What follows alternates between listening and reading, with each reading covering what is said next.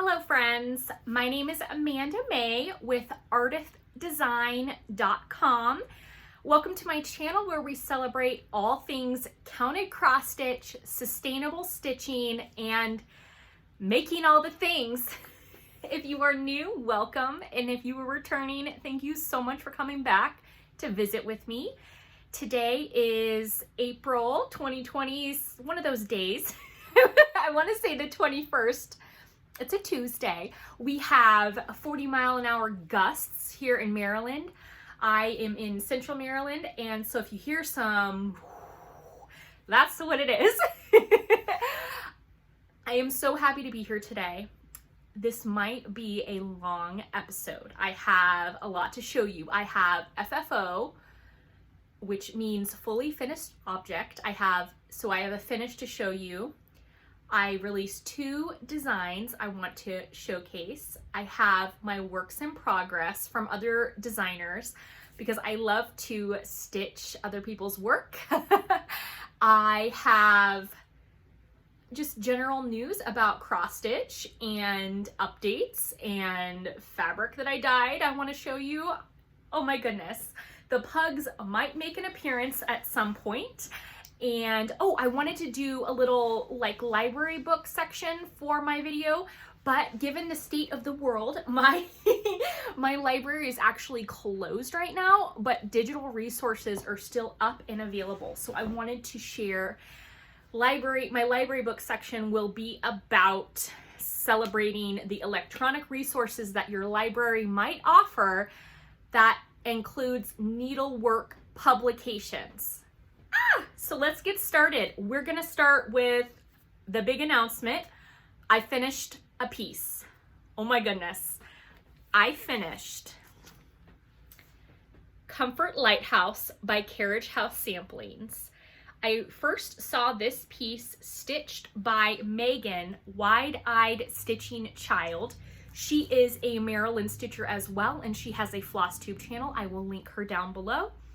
She had it on her Chesapeake Bay wall, and I realized I needed that stitch in my life. I stitched it.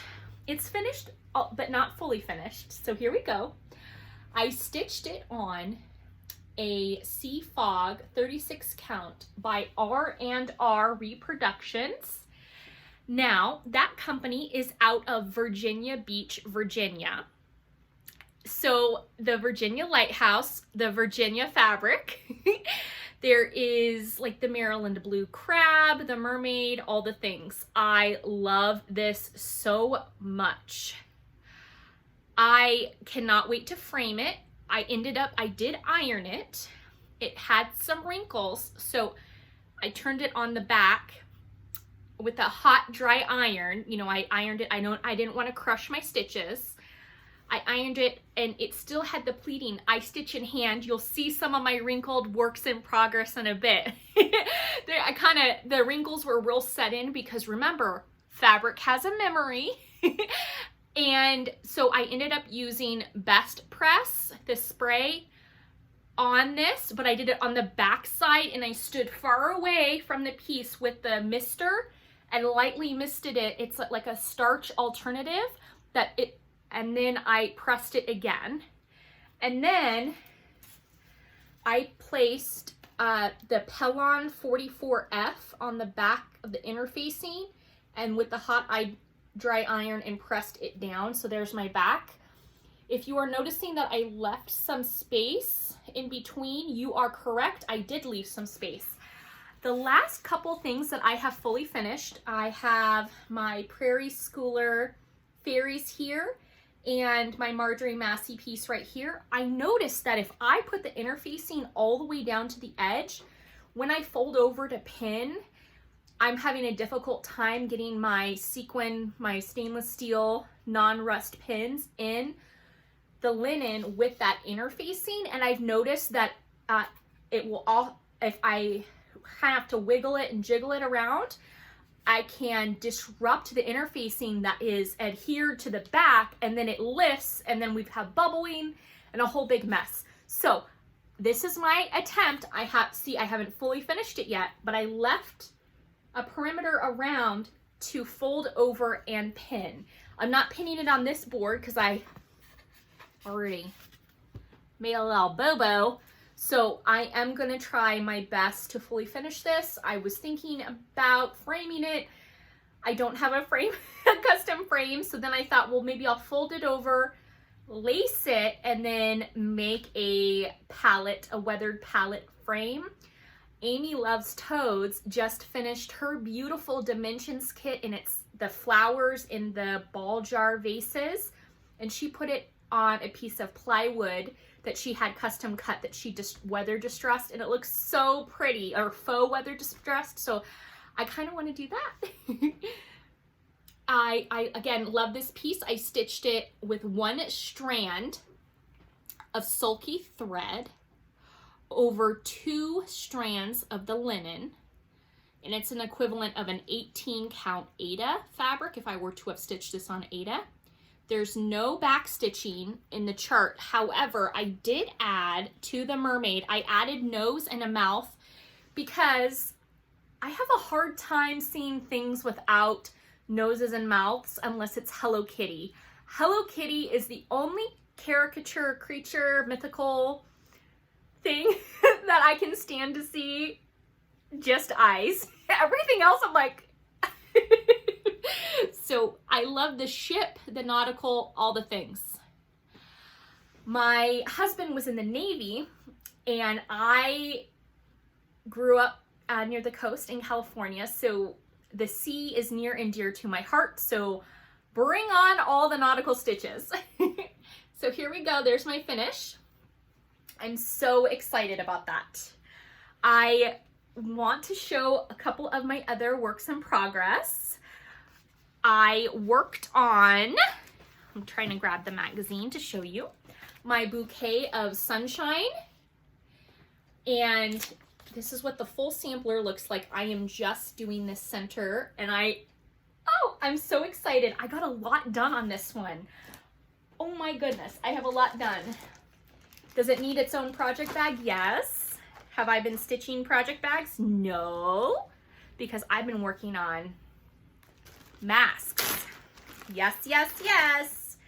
All right, I got the center of the flower. I got some of the petals done, and then I moved down into the basket, the vase, and it's got a really pretty purple. So I'm filling this in, and that's with the 2 strands of the called for DMC, and I really like that purple. And it just, I really like this piece because when I got married, I carried sunflowers, bouquet of sunflowers, and I wore a purple dress. I didn't wear a white dress, I wore a purple dress. So seeing the yellow and the purple and the sunflowers really warms my heart and makes me really happy. So I think that's why I'm so drawn to this piece. It is stitched on the called for natural linen. However, I am stitching it on 32 count rather than the 28 count that it's called for, using, I cannot stress enough how wonderful these rings are. I hope that all of you who have decided to purchase them have found them helpful. I, again, thank you, Diana of It Is Kismet Stitches, for telling me about them. I love them. I've been organizing all my floss with them. Thank you. Thank you, thank you, thank you. All right, the next project that I have been working on is the Barbara Anna piece. It was one of the freebie pieces for the hashtag Be Well and Stitch. This one is The Light. I am doing a 2-part conversion. I say two-fold 2-part conversion because I originally reached out to Bendy Stitchy, Michelle, for her sulky conversion. Well, with the fabric that I chose, which is the Shakespeare's Peddler Chickpea, I ended up then doing a conversion from her conversion. Instead of the 6 degrees of Kevin Bacon, it's the 2 degrees of Barbara Anna. So, Michelle, one of those cross stitch Kevin Bacon things. Anyway, so here we go. I'm so excited with the fox. I have her really fun, like, drapey thing. And I got down to the sleeves and started in the motif here. I love it so much. And thank you all for your kind words and ideas for what to name the fox. And one of you said, Amanda Mae, don't even worry about naming her Fiona or Feline or Felicity. Name her Chickpea after the color of the fabric. Therefore, you will always know that Chickpea the fox was stitched on Shakespeare's Peddler Chickpea linen. So you won the name game. Thank you very much. So this is little Chickpea. I'm very excited.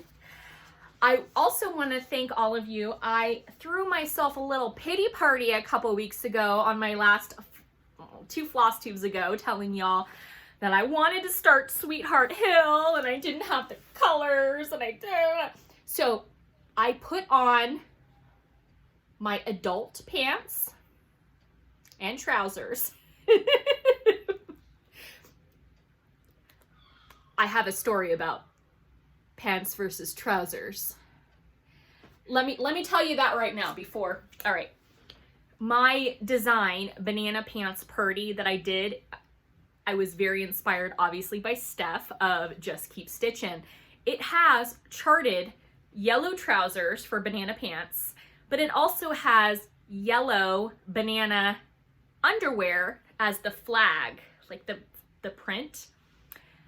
When I studied abroad in England, I was a State Department scholar, and when I was abroad, one day it was glorious out. It was like a spring day, and I wore a skirt.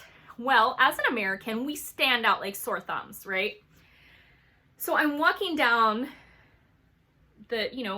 going somewhere, and I said to a friend, oh, I'm so happy I am not wearing pants today. And everyone in the vicinity turned around and looked and went aghast, because in the United Kingdom, pants are your underwear, your panties, not, so trousers are, I should have said, thank goodness I'm not wearing any trousers today. Anywho, I put on my big girl trousers. Thank you for listening to that story. And I decided to start the Plum Street Sampler Sweetheart Hill. I decided to stitch it on my piece of chickpea linen. Because I have a mass aversion to cutting my fabric until the very end, I know. I have Chickpea the fox over here, and then over here I decided to build my house. Yes, I did. So here is the start of my Sweetheart Hill house, and I'm stitching this as like an anniversary present, you know, all the feels. Stitching the house is surprisingly therapeutic. I highly recommend it. I have never built a red house before, but now I am in compliance with Carol, the Saltbox Stitcher. She told us all of her 2020 plans to stitch all the red houses, and I decided to jump right on board with Miss Carol because I listened to Carol. And so I'm stitching my first ever red house, and I couldn't be happier. I am stitching it with one strand of sulky thread. It's the 12 weight. I'm going to show you. I have it in my Christmas bag that I made. And do I have the spool? Yeah, here it is. Okay. I got a spool, and I believe this one is actually called Red Work. Here, I'll show you. It's number 4042. And it's got like a gray, it's got a variegation, it's got some like reds into purples. I really like it. So if you look at my house, you can kind of see the striations. And what I have been doing with my house is I stitch in hand. So I've been doing this, like the method where I complete every stitch, but I do it from right to left. So as an example, I already have a needle and a thread in here because I can't help myself. So here, let me show you. So I have, as I fling needles around, let me put that one down, safekeeping. All right, so the brown here, if I'm gonna stitch this down, I'm gonna finish the window, but say like I'm taking the brown across, I would stitch in hand, I would stitch this and complete every X as I go, and I would be going from right to left. And then once I get down to that row, what I actually do is I turn my fabric and I hold it, and then I stitch back across, and then I turn my fabric and I stitch back across, completing every X. I do that with the variegated, and it comes and it shows that. Now, if you look really closely, you can see the angle of my needle. There is a variation in the rows, in the stitching, but it's ever so slight. And I feel like with grass and with like architectural elements like brick or wood, it adds another dimension to it. All of my X's are facing the same way. However, there is a slight angle depending on how my hand and wrist are going. I hope that helps, or I am explaining that correctly. Stitching in hand, completing every X for variegation. Now for this brown, if I was going across here, I would just do the whole leg on one and then come back. Because it's one color, I'm not worried about the variegation and the color change. So I'll do the stitch half, and then come back, and then down and back, row it up, back and forth. So my backs, you can see the difference, kind of how I stitch. Here's the row going back and forth. So you can just kind of see the difference. They both get me the same result, and that's cross stitch, which I love. And I am very excited. I got down the house just enough to where the grass starts, that hill starts right here. I believe that I am going to do the method where I do not stitch the words on the bottom, that I belong with you. I think I'm just gonna do the grass, the flowers, and the two little lovebirds. And by lovebirds, I mean the two cute little people, not the actual lovebirds, the two little people. I really like it. And those are the colors I'm using for the fox, and I have them all together because I'm on the same piece of fabric. Who knows? I feel like I need to play a game with this chickpea fabric. How many different starts will I put on one piece of fabric? All right, so there we go, Sweetheart Hill. I wanted to show you my progress on my goose.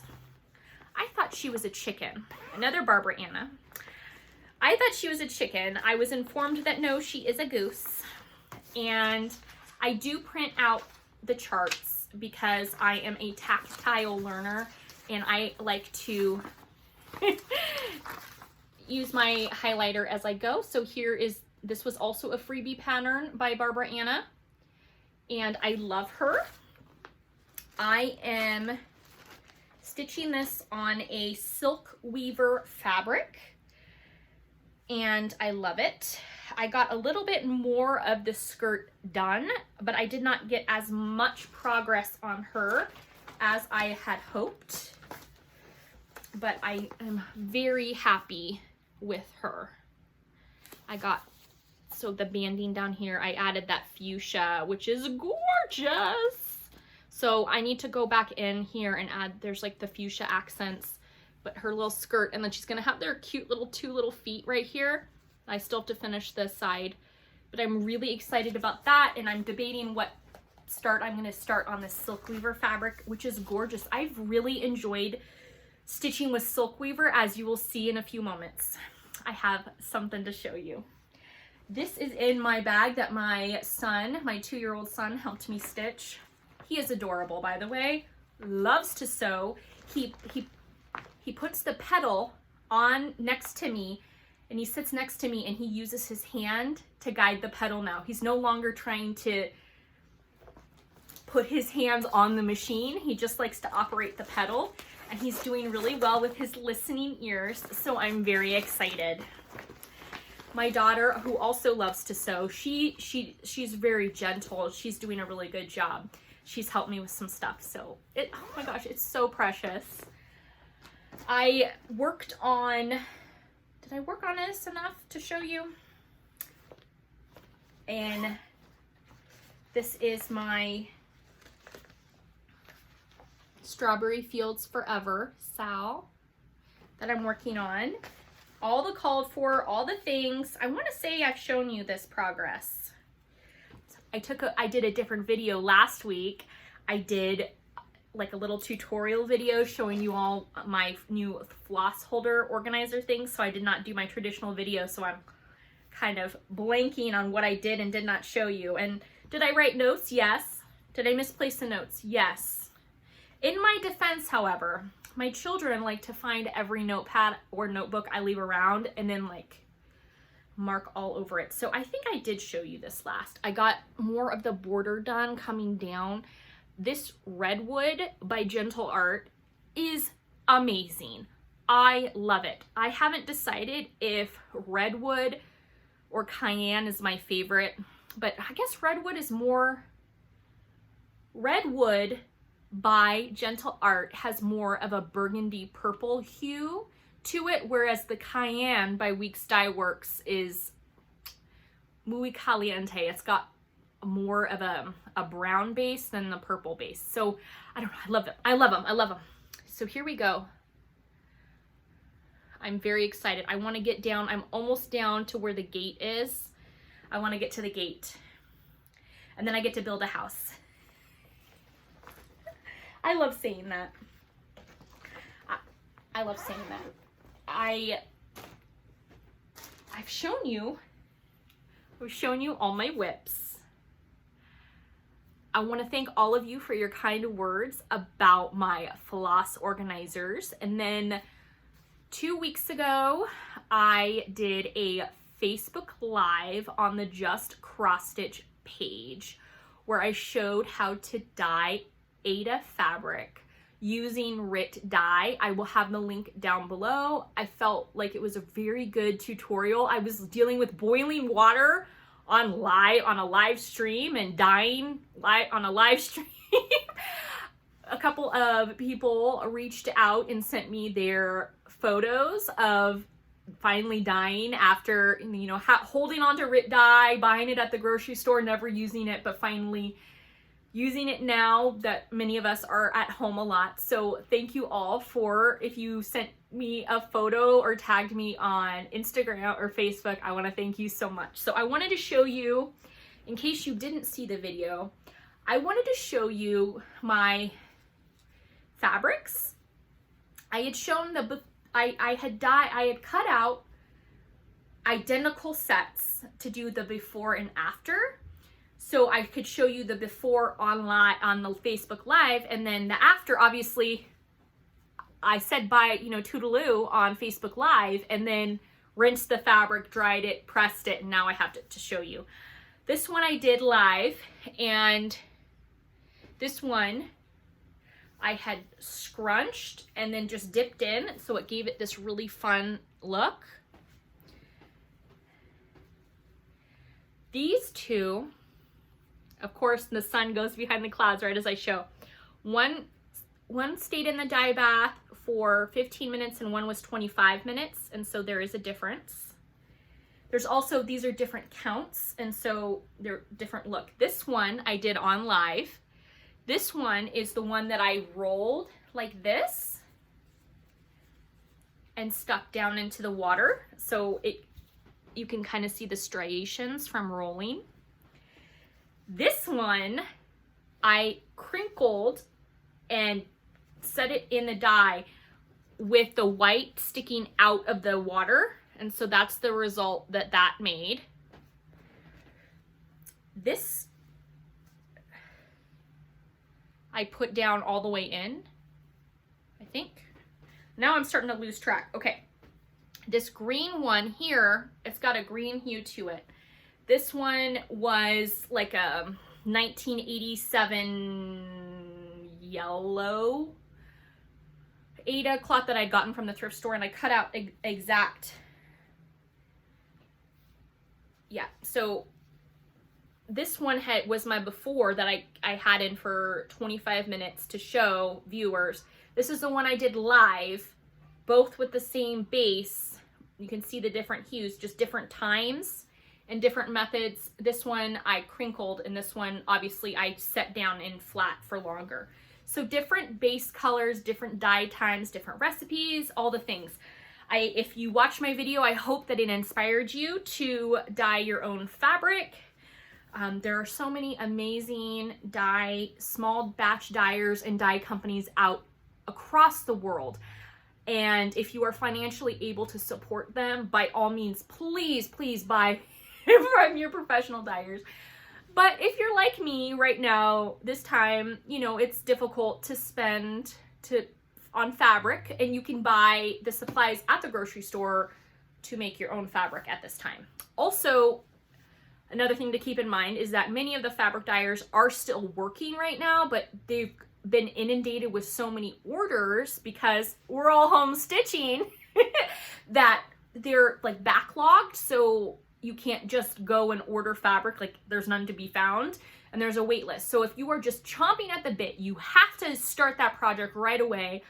Think about using Aida. Dye up some color that, you know, and see what happens. I'm an equal opportunity stitcher. Give me the fabric, give me a needle, let's make something happen, right? There we go. All right, oh my gosh, okay. I have 2 releases to show you, and then at the very end, I'm gonna do that library thing we talked about. Okay, I want to thank Lindy Stitches, Stephanie Webb, for her tremendous video, Flosstube video. She was showing all her little wacky and zany birds. She is also the designer behind Mr. and Mrs. Delicious, the sold out turkey pattern from this year's Nashville Needlework Market. The lady likes birds. And I like Stephanie. So many of you know I watch a lot of Flosstube and I fangirl a lot of people. Please know that about me. So Lindy Stitches, Stephanie, had a wacky bird thing that she's wanting to do for her May stitching for Stitch Sania, which I love that idea because mania, saying that for people who struggle with mental health issues, it can be very triggering to hear that word, or people who've grown up with people who were manic, it can be very triggering. So I love that she is not using the ableist term and is saying something different. Anyway, I digress. I was very inspired to make my own bird sampler. And well, it's not a sampler, a bird stitch. And so I pulled out my colors that are all color and cotton. So I have the dark truffle, which is the brown, the Bing cherry, almond, pumpkin patch, Nile, balsam, and midnight. So balsam is the green, and the almond is the white, the blue is the Nile, Bing cherry, and the midnight, it's like a blue, a dark blue, almost black. So I charted using those colors in mind. And having watched a lot of Wild Kratts with my children on PBS Kids and the guinea fowl, I had to make my own guinea fowl chart. So this is a digital rendering of what it will look like.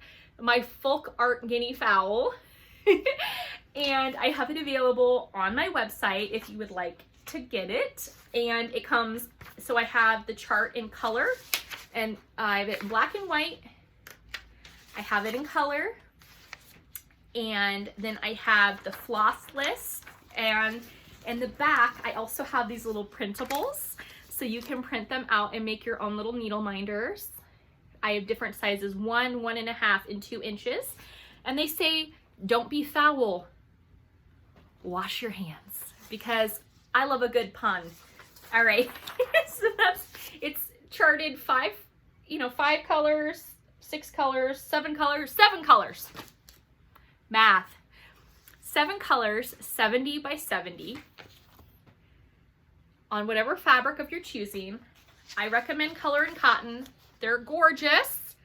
I'm not sponsored to say that. I just really like these colors, and that's what I chose.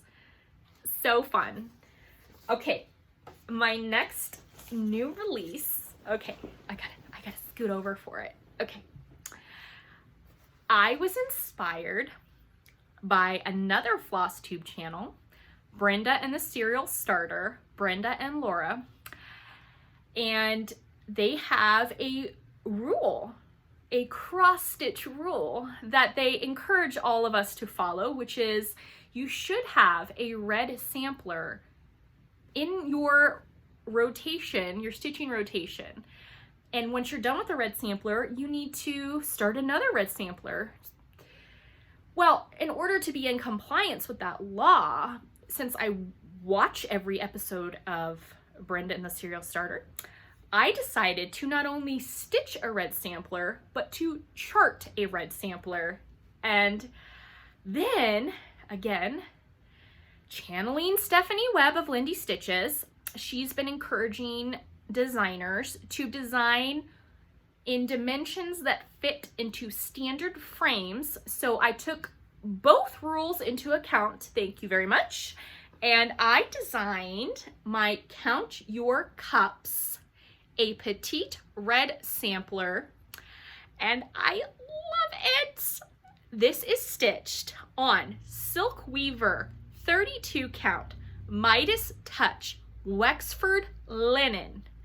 It is stitched with 2 strands of Cayenne Weeks Dye Works 2259 overdyed floss, 2 strands over 2 linen threads. With this border, it fits into a, wait for it, standard 5 by 7 frame. I am so excited to show you my very first ever red sampler. Oh, and I have a pug coming to say hello. I was inspired by this sampler. It was pretty cold in Maryland. We only had 1 snowfall, but the winds and stuff, it's been really cold. And oh, here's Luna Pug. My kids love to drink tea, like we have tea time, and of course they love hot chocolate, but that's not an everyday thing. And when it's really cold, they love to watch the steam rise off of the hot beverages and the swirls and all the cool things and the shapes and stuff that the steam makes. So that was kind of my inspiration too, is kind of the like loop-de-loops of the sampler. And I'm trying to grab the paper with the pug. Okay, so in the digital download, this is like Count the Cups, and it is 95 by 73.